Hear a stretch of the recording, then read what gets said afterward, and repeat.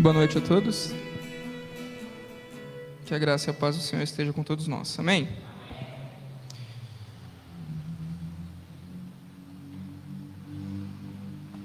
Muito bom poder estar aqui na casa de Deus, poder compartilhar um pouco da palavra que é revelada às nossas vidas. Nós cremos que a palavra, sem a revelação do Espírito Santo, ela não passa de letras, de frases aqui organizadas em um livro, mas quando nós lemos a palavra de Deus por intermédio da capacitação do Espírito Santo, então essa palavra, que pode parecer loucura para os que estão lá fora, causa transformação nas nossas vidas. Amém? Vocês entendem assim também? Glória a Deus. Vamos orar? Vamos fechar nossos olhos, abaixar nossa cabeça, pedir o direcionamento do Espírito Santo. Deus, nós nos entregamos agora diante da Tua presença, Pai. Agradecemos ao Senhor por tudo que já foi ministrado aos nossos corações, tudo que foi ministrado ao Senhor durante esse culto. E pedimos, Deus, que em nome de Jesus, o Senhor venha revelar a Sua palavra, o Senhor venha ministrar aos nossos corações, o Senhor venha me usar, Pai, para que a Tua igreja e para que eu mesmo seja edificado pelo que o Senhor vai ministrar nessa noite. Que não sejam as palavras do Raul, mas que sejam as palavras ditas pelo Senhor por intermédio do Teu Espírito Santo através da minha vida. Venha, Deus, consolar, edificar e confortar o nosso coração, Deus, e direcionar as nossas vidas por meio dessa palavra. É o que te pedimos em nome de Jesus. Amém. Amém. Vamos abrir a nossa Bíblia lá em 1 Coríntios, no capítulo 1.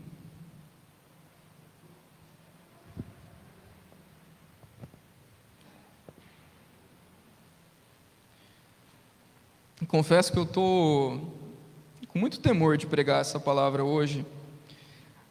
É algo que Deus tem falado no meu coração muito forte já há algum tempo, e é aquele famoso clichê, né? Que antes de ser ministrado à igreja, o pregador é ministrado, né? E é uma palavra que tem falado muito forte comigo, e eu queria compartilhar com vocês hoje, e de verdade, eu tenho muito temor em pregar o que vai ser pregado hoje, porque de fato é uma palavra muito de Deus, muito forte para as nossas vidas. Vamos ler lá, Coríntios 1, versículo 1, a gente vai ler até o 9, depois a gente vai caminhar um pouquinho ali no livro de Coríntios.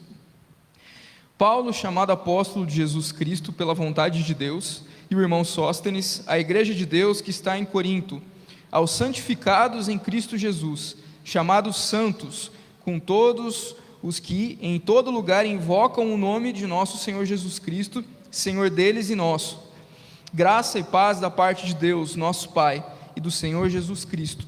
Sempre dou graças ao meu Deus por vós, pela graça de Deus, que vos foi dada em Cristo Jesus, porque em tudo fostes enriquecidos nele, em toda palavra e em todo conhecimento, como foi mesmo o testemunho de Cristo confirmado entre vós, de maneira que nenhum dom vos falta, esperando a manifestação de nosso Senhor Jesus Cristo, o qual vos confirmará também até o fim, para serdes irrepreensíveis no dia de nosso Senhor Jesus Cristo.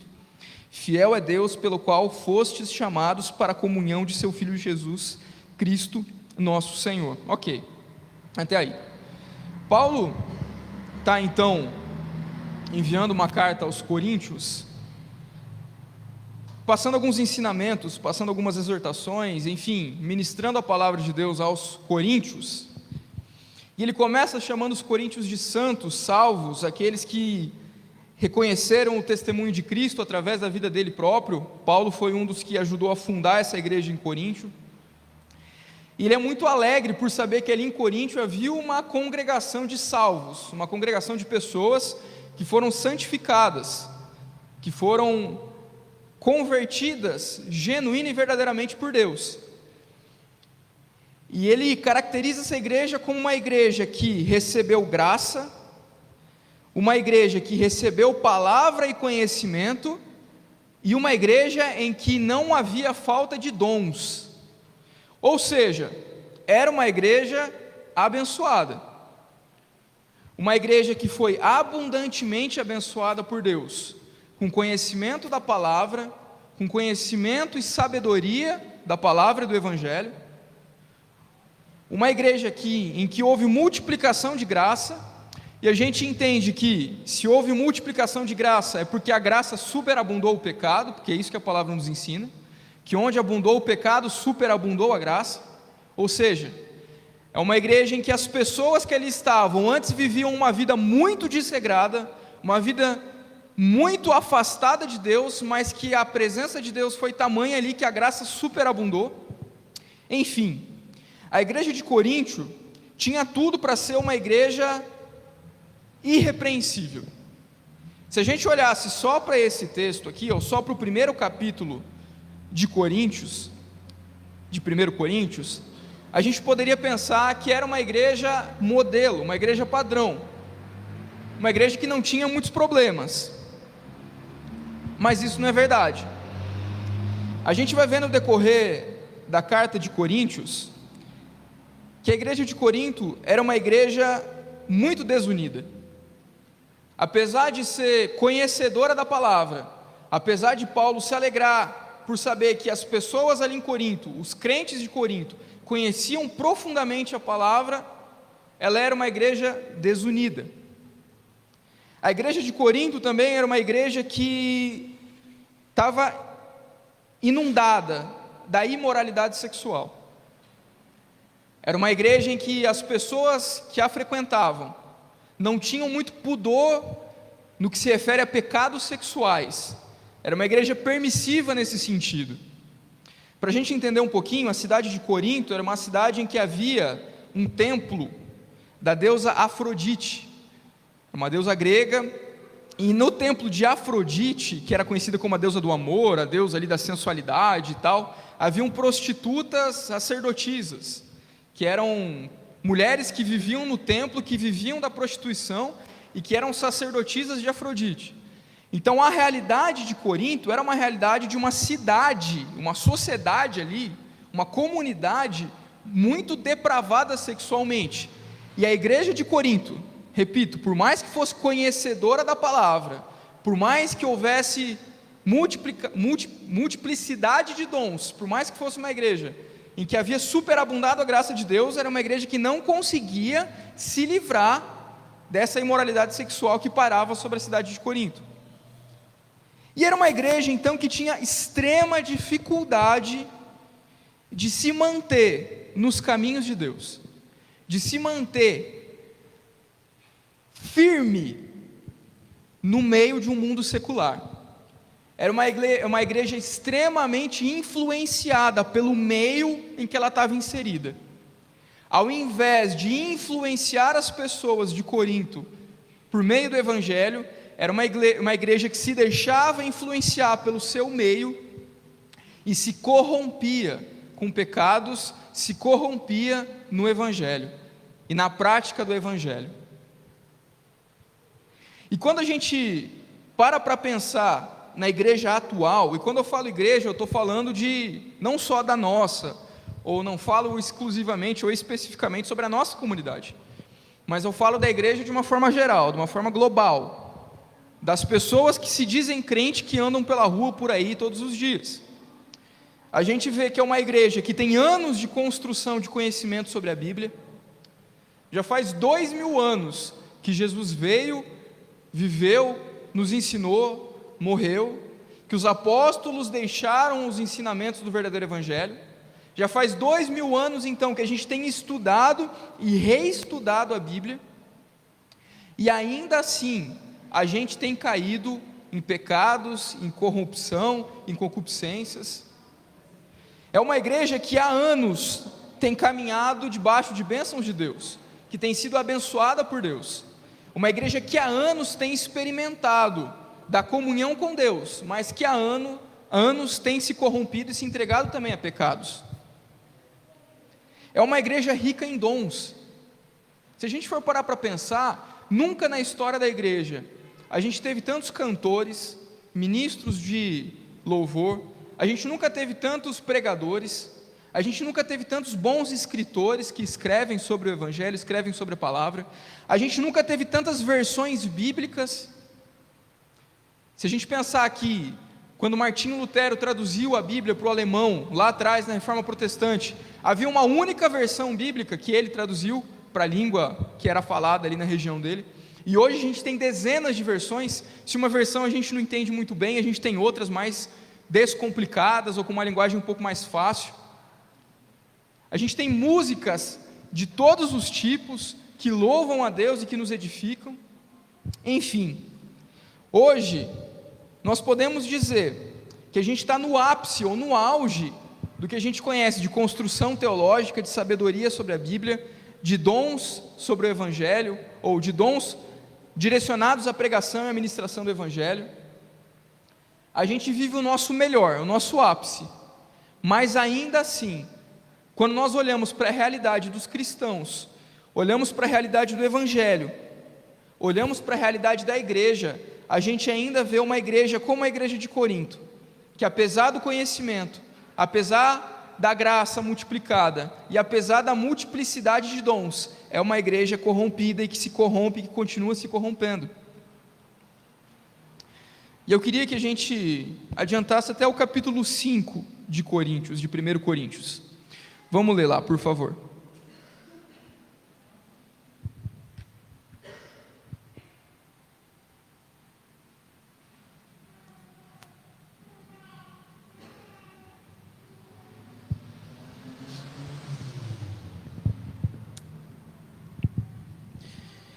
Diz assim: geralmente se ouve que há entre vós fornicação, e fornicação tal, qual nem ainda entre os gentios, como é haver quem abuse da mulher de seu pai. Estais inchados, e nem ao menos vos entristeces, porque por não ter sido dentre vós tirado quem cometeu tal ação. Eu, na verdade, ainda que ausente no corpo, mas presente no espírito, já determinei, como se estivesse presente, que o que tal ato praticou, em nome do nosso Senhor Jesus Cristo, juntos, vós e o meu espírito, pelo poder do nosso Senhor Jesus Cristo, seja entregue a Satanás, para a destruição da carne, para que o espírito seja salvo no dia do Senhor Jesus. Não é boa a vossa jactância ou orgulho? Não sabeis que um pouco de fermento faz levedar toda a massa? Ampliai-vos, pois, alimpai-vos, pois, do fermento velho, para que sejais uma nova massa, assim como estáis sem fermento. Porque Cristo, nossa Páscoa, foi sacrificado por nós, pelo que façamos festa, não com o fermento velho, nem com o fermento da maldade e da malícia, mas com os asmos da sinceridade e da verdade. Já por carta vos tenho escrito que não vos associeis com os que se prostituem. Isso não quer dizer absolutamente com os devassos desse mundo, ou com os avarentos, ou com os roubadores, ou com os idólatras, porque então vos seria necessário sair do mundo. Mas agora escrevi que não vos associeis com aquele que, dizendo-se irmão, for devasso, ou avarento, ou idólatra, ou maldizente, ou beberrão, ou arroubador, com o tal nem ainda comais. Porque que tenho eu em julgar também os que estão de fora? Não julgueis vós os que estão dentro, mas Deus julga os que estão de fora. Tirai, pois, dentre vós a esse iníquo. Ok, até aí. Uma única coisa de fato pode ameaçar a nossa comunhão com Deus, pode ameaçar a comunhão da igreja, pode ameaçar o funcionamento da igreja, pode ameaçar o evangelho pregado por intermédio de uma igreja, que é o pecado. A gente entende que nós, uma vez salvos, uma vez santos, assim como os coríntios estavam, como Paulo disse ali no começo do texto, nada nos separa de Deus, do amor de Deus, da sua verdade, da sua graça. Mas a partir do momento que nós começamos a nos entregar ao pecado, nós, por ações nossas, estamos colocando barreiras entre o nosso relacionamento com Deus, ou no nosso relacionamento com Deus. Nós estamos matando obras que Deus começa nas nossas vidas. Nós estamos sufocando a obra que a igreja faz e a obra que a igreja foi plantada para fazer. E um grande problema ali dos coríntios era justamente esse: o pecado. O pecado ameaçava uma igreja que era tão abençoada por Deus, que tinha recebido tanta graça, em que não havia falta de dons. Essa igreja não era irrepreensível, essa igreja não fazia mais ainda do que poderia fazer, justamente por causa deles terem se acostumado com o pecado. E o que nós podemos entender ou aprender desse texto, antes de qualquer coisa, é que uma igreja ativa, uma igreja que produz, uma igreja que tem coisas, que tem dons, não é sinônimo de uma igreja saudável. E trazendo para o micro, uma pessoa que tenha dons, que seja ativa, que demonstre publicamente uma prática crente ou cristã, não é necessariamente uma pessoa saudável, ou com um espírito saudável. Jesus, certa vez, disse aos seus discípulos, e aqueles que os acompanhavam, que no dia do juízo final, muitas pessoas iriam a ele dizendo: Senhor, em teu nome expulsei demônios, em teu nome profetizei, em teu nome fiz coisas. Mas Jesus, sentado do seu trono, diria: apartem-se de mim, ou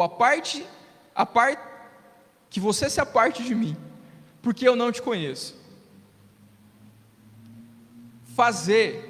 Ter dons, ou exercer seus dons na igreja, os nossos dons na igreja, não necessariamente nos fazem pessoas com uma espiritualidade saudável. O ativismo, a preocupação em fazer coisas para Deus, não necessariamente nos faz saudáveis, com um espírito saudável, com um relacionamento com Deus saudável. O conhecer da palavra, o conhecimento da palavra, a sabedoria da palavra, não necessariamente nos faz crentes saudáveis, e não necessariamente faz com que a igreja seja saudável. Vejam, como eu disse, talvez nunca na história da humanidade a gente teve tanta produção teológica de qualidade, tantos pregadores bons que ministram a igreja, mas ainda assim o que a gente vê é a corrupção crescido no meio dos cristãos, porque o conhecimento, o fazer e o ter uma vez recebido graça de Deus não nos faz eternamente irrepreensíveis. O que nós precisamos entender disso? É que sem santificação ninguém verá a Deus. Hebreus 12:14 diz isso. Sem se santificar, sem nos santificarmos todos os dias, nós não veremos a Deus. Se nós queremos de fato sermos saudáveis perante os olhos de Deus, com um espírito saudável, se nós buscamos uma igreja saudável, se nós buscamos produzir fé nas pessoas saudável, nós precisamos nos santificar, precisamos reconhecer que pecamos e nos arrepender dos nossos pecados. A gente pode ter tempo de igreja, tempo de conversão, a gente pode conhecer versículos de cor, a gente pode pregar o evangelho como ninguém, podemos ser exímios pregadores do evangelho, mas sem nos santificarmos, sem buscar a santificação, nós não veremos a Deus, e não veremos o agir de Deus nas nossas vidas, e não conseguiremos construir uma igreja saudável.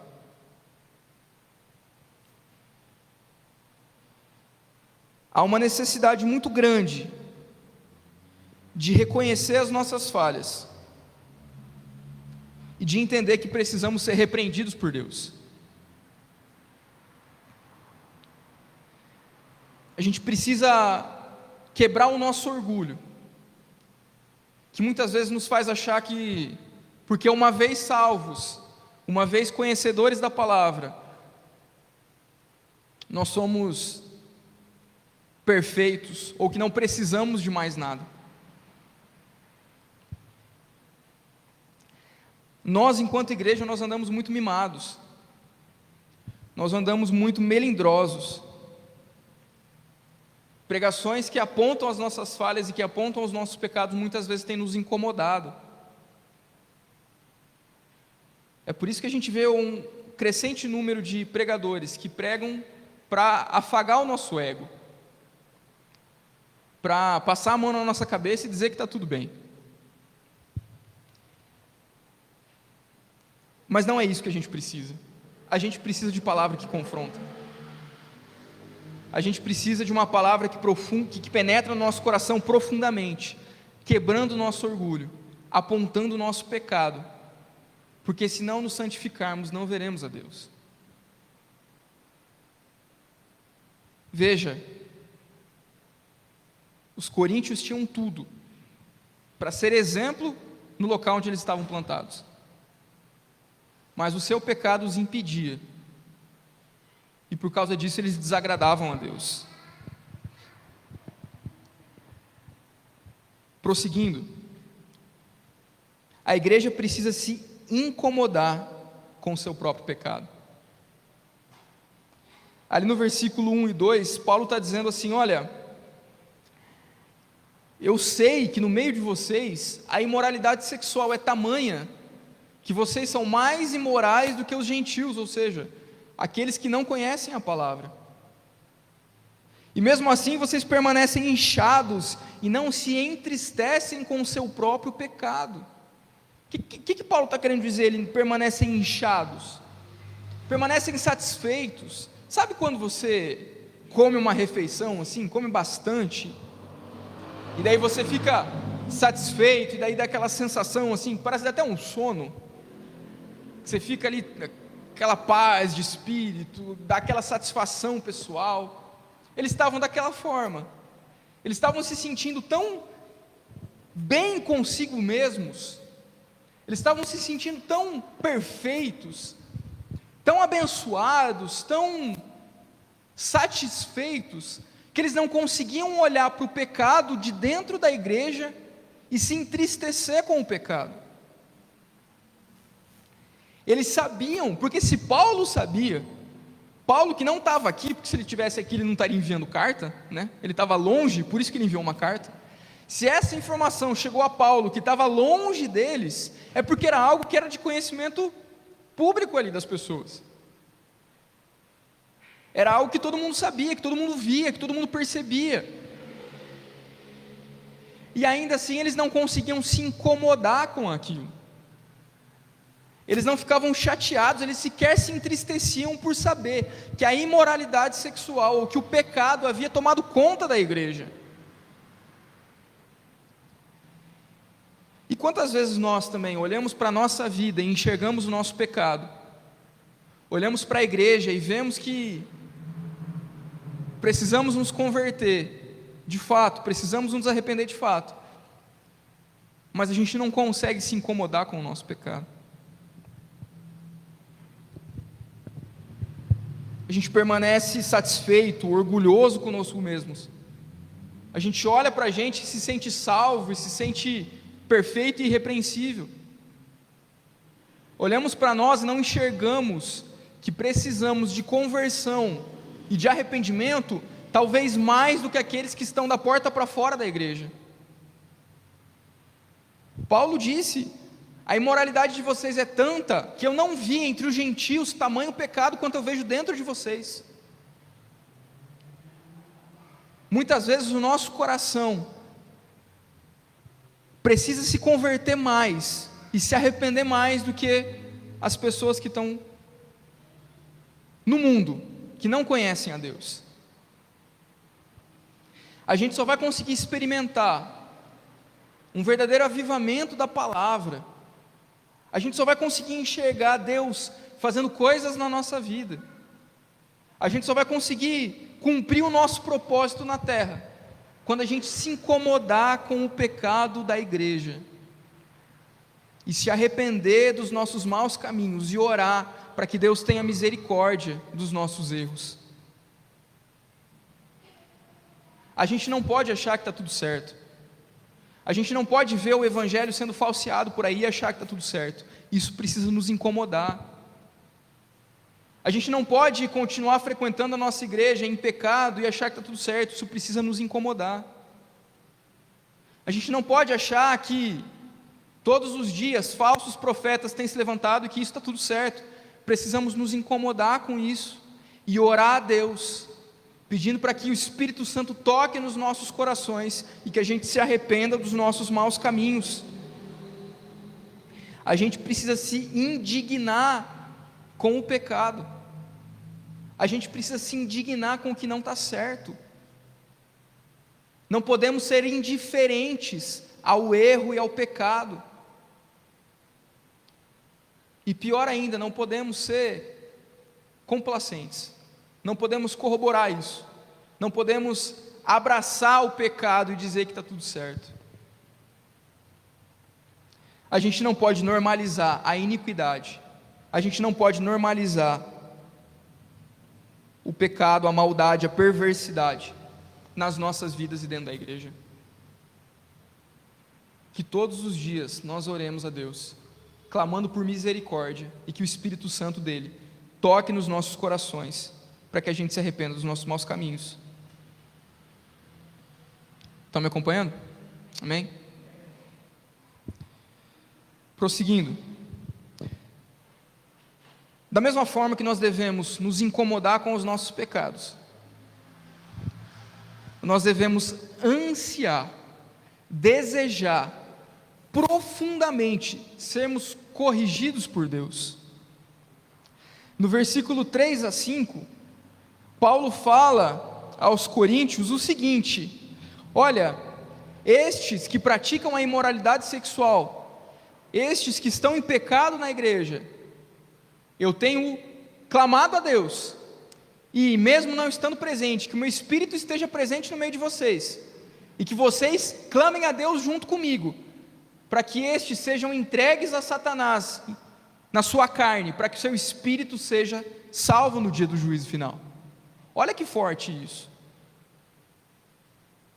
Enquanto muitas vezes nós desejamos que alguém passe a mão na nossa cabeça e fale que está tudo certo, e permita com que a gente continue vivendo nos nossos pecados, e permita com que a gente continue praticando a maldade, Paulo está dizendo: eu estou clamando a Deus para que vocês sejam entregues a Satanás na sua carne, para que o seu espírito seja salvo.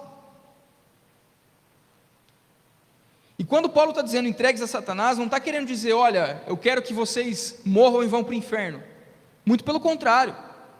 Ele está dizendo: olha, eu quero que o juízo de Deus venha sobre a vida de vocês, e que a repreensão de Deus seja tamanha, que se for preciso vocês sofrerem na mão do diabo, que assim seja, para que vocês sejam salvos.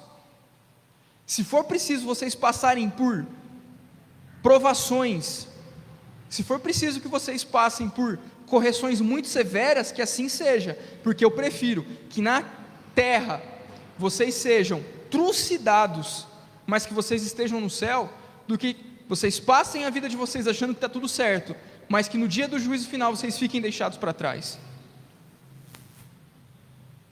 E isso nos ensina que a correção de Deus para nós é algo que nos faz ser salvos, não algo que nos condena. Enquanto nós estamos aqui vivos e respirando, o juízo de Deus nos traz conversão, mas há de chegar um dia em que o juízo de Deus nos trará a condenação. Enquanto estamos aqui na terra e ainda temos oportunidade de nos converter dos nossos maus caminhos, ainda há esperança de salvação. Mas se passarmos pela terra sem ouvir a repreensão de Deus, sem ouvir a correção de Deus, então chegará o dia em que nós seremos condenados por Deus ao inferno por toda a eternidade. E é por isso que enquanto estamos aqui, nós precisamos desejar profundamente, de todo o nosso coração, sermos corrigidos por Deus, porque a correção de Deus nos aperfeiçoa e nos traz santificação.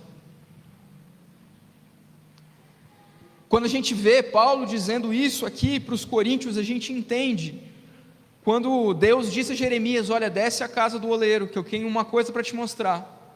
E quando Jeremias chega até lá e vê o oleiro fazendo vaso, e quando ele encontra uma imperfeição no vaso, ele destrói tudo e refaz. Nós entendemos que Deus às vezes precisa nos entregar à mão de Satanás, precisa nos entregar a muitas dores, a muitas provações, para que nosso caráter seja moldado e que sejamos santificados nele. Vamos abrir a Bíblia lá em Hebreus, no capítulo 12, versículo 4. Eu acho importante a gente ler esse texto nesse momento.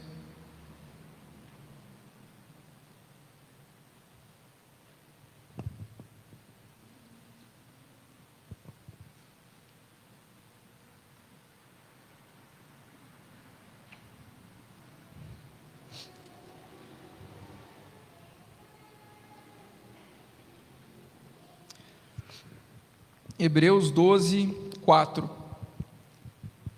Ainda não resististes até o sangue, combatendo contra o pecado, e já vos esquecestes da exortação que argumenta convosco como filhos. Filho meu, não desprezes a correção do Senhor, e não desmaies quando por ele fores repreendido. Porque o Senhor corrige o que o ama, e açoita qualquer que recebe por filho. Veja, a palavra de Deus está nos dizendo assim: olha, vocês ainda nem resistiram até o sangue, ou seja, ainda muito para resistir contra o pecado, mas vocês já se esqueceram da exortação que argumenta com vocês, não desprezem a correção. Ou seja, a gente é muito falho, a gente não aguenta a correção, a gente não aguenta a repreensão, a gente pouco resiste e já se entrega ao pecado, se esquecendo de que Deus, como um pai, corrige e nos repreende. Se suportais a correção de Deus, vos trata como filhos. Porque que filho há quem o pai não corrija? Quando nós suportamos a correção de Deus, nós entendemos que somos filhos nas mãos de um pai que ama os seus filhos, que então nos corrige porque nos ama, que muitas vezes nos entrega nas mãos de Satanás, como disse Paulo ali, porque nos ama, nos entrega a dura correção porque nos ama e quer a nossa santificação. Mas se estáis sem disciplina, de qual todos são feitos participantes, sois então bastardos e não filhos. Ora, se Deus não nos corrigisse, então não seríamos filhos, seríamos bastardos. Se somos filhos de Deus, então devemos entender que Ele precisa nos corrigir. Além do que, tivemos nossos pais segundo a carne, para nos corrigirem, e nós os reverenciamos, não nos sujeitemos muito mais ao Pai dos Espíritos para vivermos? Ora, se nos entregamos à correção dos nossos pais carnais, não vamos nos entregar à correção de Deus, que é nosso Pai espiritual? E se nossos pais carnais nos corrigiu para que fôssemos pessoas decentes, será que nosso Pai espiritual e celestial não quer nos corrigir para que sejamos pessoas irrepreensíveis aos seus olhos? Porque aqueles, na verdade, por um pouco de tempo nos corrigiam como bem lhes parecia, mas este para nosso proveito, para sermos participantes da sua santidade. Se nossos pais aqui na terra nos corrigíamos por um curto período de tempo, que é a nossa vida aqui na terra, o nosso Pai Celestial nos corrige para que venhamos a comungar dele por toda a eternidade em santidade. E na verdade, toda correção ao presente não nos parece ser de gozo, senão de tristeza, mas depois produz um fruto pacífico de justiça nos exercitados por ela. É óbvio que a correção não vai nos trazer alegria e felicidade.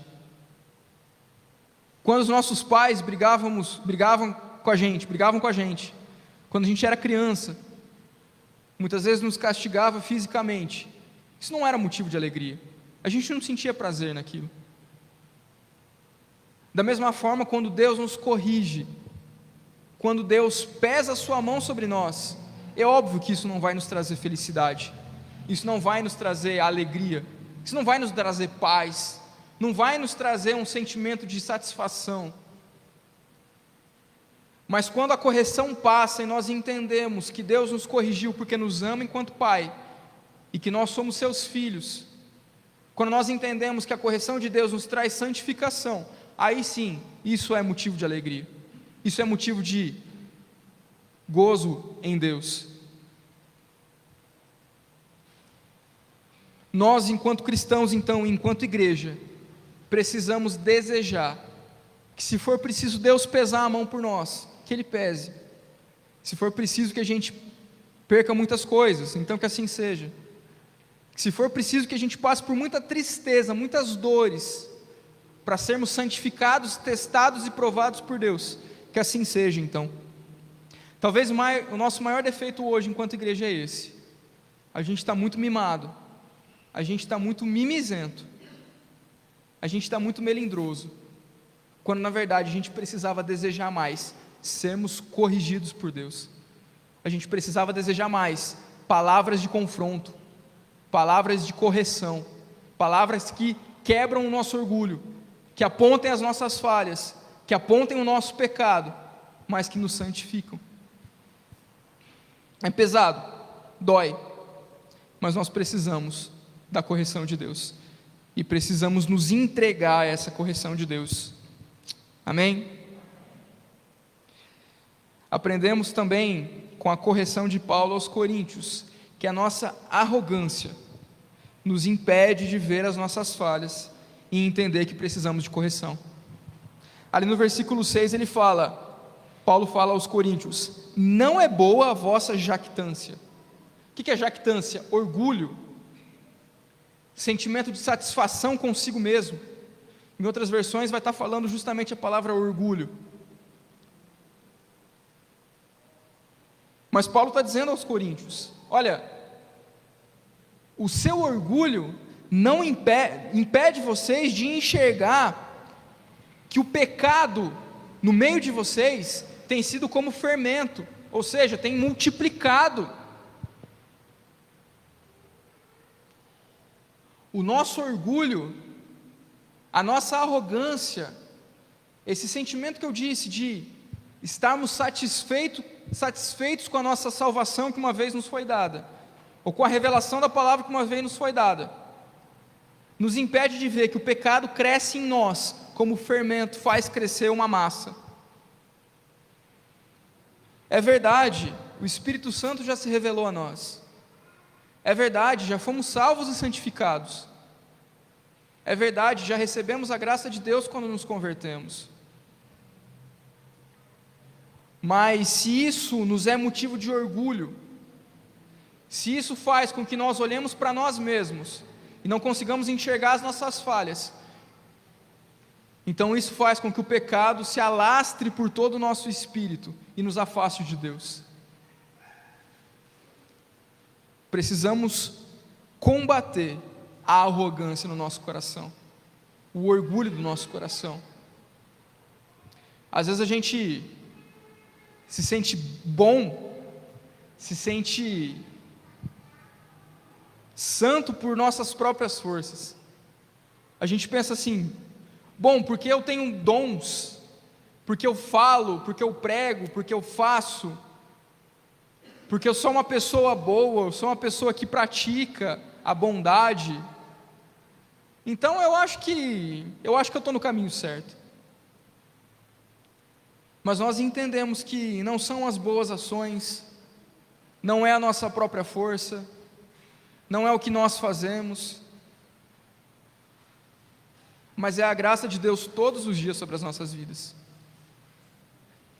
Mas quando nós somos arrogantes e achamos que é por nós mesmos, então o pecado tem se alastrado no nosso ser. A palavra de Deus nos ensina que a nossa santidade, ou seja, aquilo que nós achamos que é santidade, é trapo de imundícia perante os olhos de Deus. Quando Deus olha para nós, sem a misericórdia dele sobre as nossas vidas, não há nada de bom, não há nada que preste, não há nada que seja aproveitável para algo. Mas quando entendemos que somos pecadores, entendemos que precisamos da correção de Deus, aí então enxergamos que falhamos e que precisamos constantemente de Deus. Os coríntios não se convertiam verdadeiramente dos seus maus caminhos, porque eles estavam tão embebedados da sua própria arrogância, porque eles eram uma igreja abençoada, uma igreja em que havia muitos dons, uma igreja que havia multiplicado o conhecimento de Deus, e eles não enxergavam que eles estavam caminhando para a ruína. Que Deus nos livre do nosso orgulho, que Deus nos livre da nossa arrogância, que Deus nos livre da nossa cegueira espiritual. E seguindo então nisso, quando nós somos arrogantes e não percebemos que o pecado se multiplica em nós, nós deixamos com que o pecado contamine não só a nossa vida, mas a nossa comunidade, a nossa igreja, contamine as pessoas que comungam da mesma fé conosco, no mesmo lugar que a gente. Veja o que Paulo diz ali no versículo 7 em diante: alimpai-vos, pois, do fermento velho, para que sejais uma nova massa, assim como estáis sem fermento. Porque Cristo, nossa Páscoa, foi sacrificado por nós, pelo que façamos festa, não com o fermento velho, nem com o fermento da maldade e da malícia, mas com os asmos da sinceridade e da verdade. Você pode estar se perguntando, por que será que Paulo do nada solta porque Cristo é a nossa Páscoa? O que Páscoa tem a ver com tudo isso? Só para a gente entender melhor.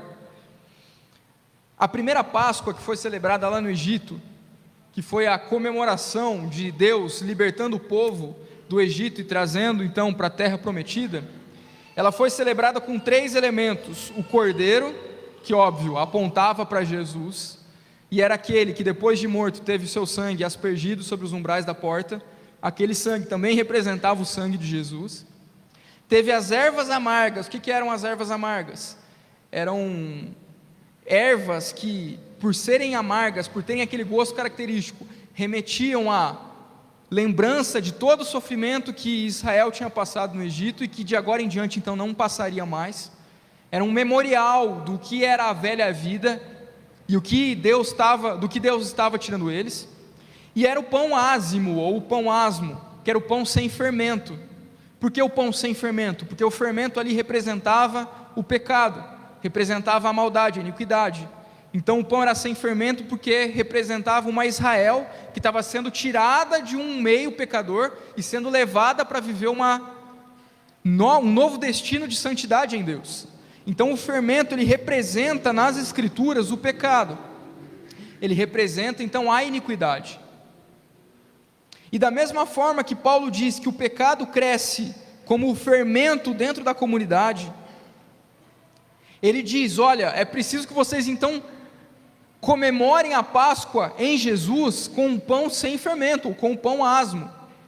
O que Paulo está querendo dizer então nesse texto? Ele está dizendo: olha, limpem-se do pecado, porque o pecado cresce em vocês, o pecado se corrompe vocês e cresce em vocês como fermento. Mas quando vocês se arrependem, reconhecem o pecado e se arrependem, então vocês se limpam disso e blindam a sua comunidade, blindam a sua igreja das investidas do diabo, blindam a sua igreja da maldade. O nosso pecado não faz com que só nós mesmos sejamos prejudicados, mas prejudica a nossa comunidade local, prejudica a nossa igreja, porque ele se espalha como fermento. Nós lemos, eu mesmo pregando uns domingos atrás, um texto que também está em Coríntios mais para frente, Coríntios 12, dizendo que a igreja ela é um corpo, em que há os membros inferiores, superiores, aos órgãos, e o cabeça é Cristo. E quando um membro desse padece, quando um membro desse está em pecado ou está doente, todo o corpo está doente. Quando nós não nos incomodamos com o nosso próprio pecado e continuamos frequentando a igreja, sem se preocupar com a santificação, nós não estamos prejudicando só a nós mesmos, mas estamos prejudicando toda a nossa comunidade, prejudicando as pessoas que caminham conosco. Porque a igreja é feita de pessoas que em santificação, em processo de santificação, ajudam uns aos outros a crescer na fé.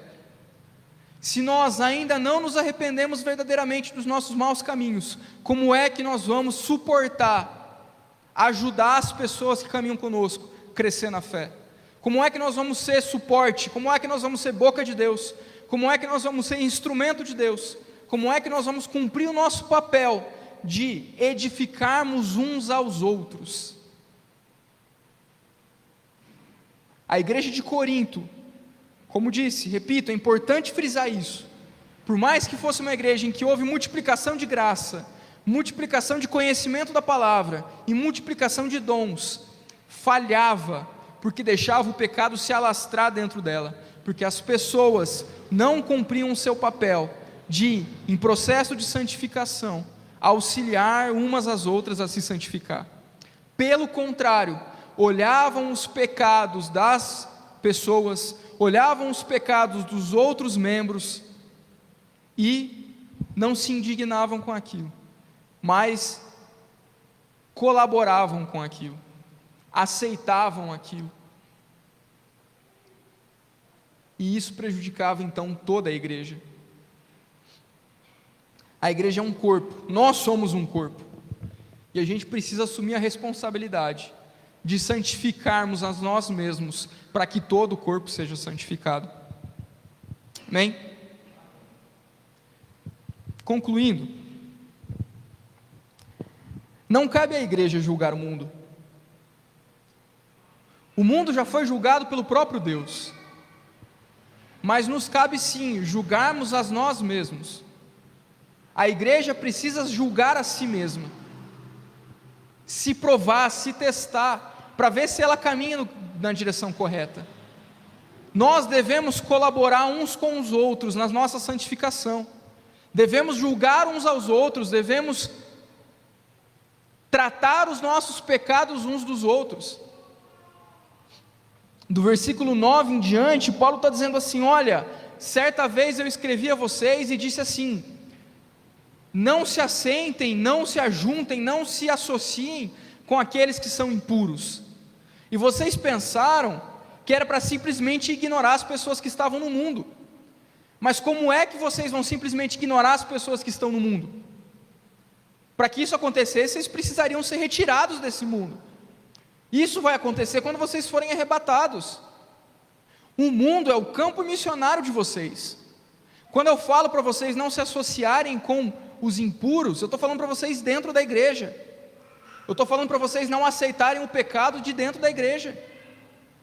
Eu estou falando para que vocês não aceitem, não achem que está tudo bem, que está tudo normal, que as pessoas pequem dentro da igreja e continuem pecando dentro da igreja.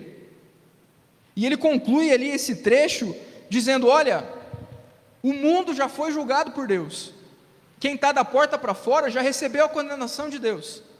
Jesus disse: quem crer em mim e praticar a minha palavra vai ser salvo, mas quem não crer em mim já está condenado.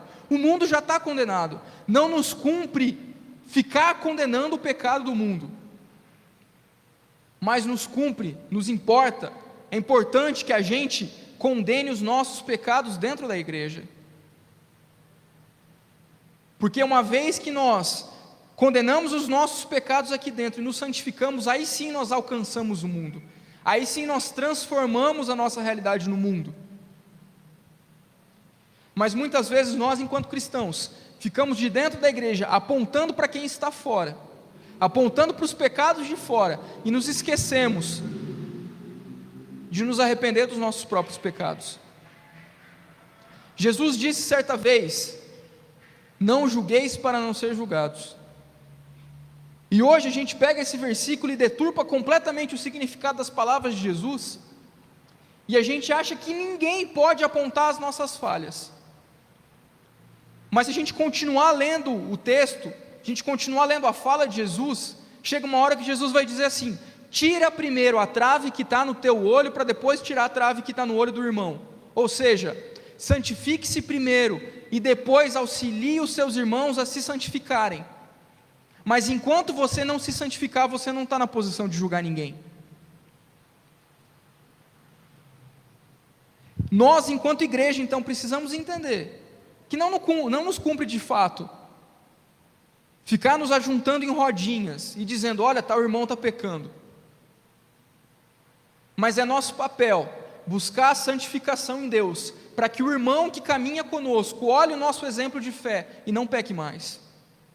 Para que o irmão que caminhe conosco seja edificado pelo nosso testemunho de fé.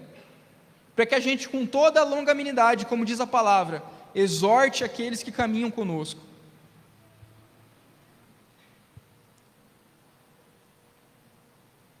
Amém?